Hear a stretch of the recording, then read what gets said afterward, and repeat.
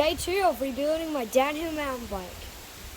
Time to change over the old seat. Old seat, new seat. Old seat, new seat. Old seat, new seat.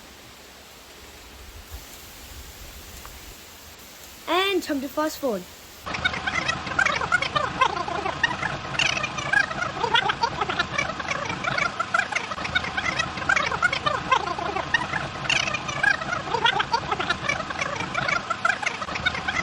Just installed the new Ergon saddle, looking fresh.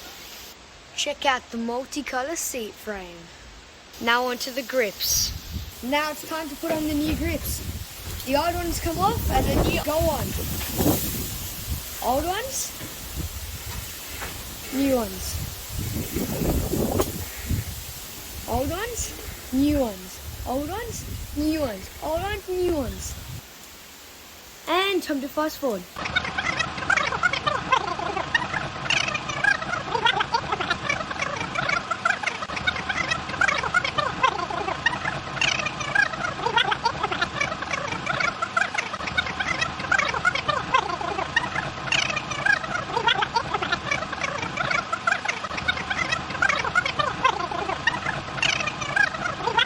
Just installed my new ODI grips.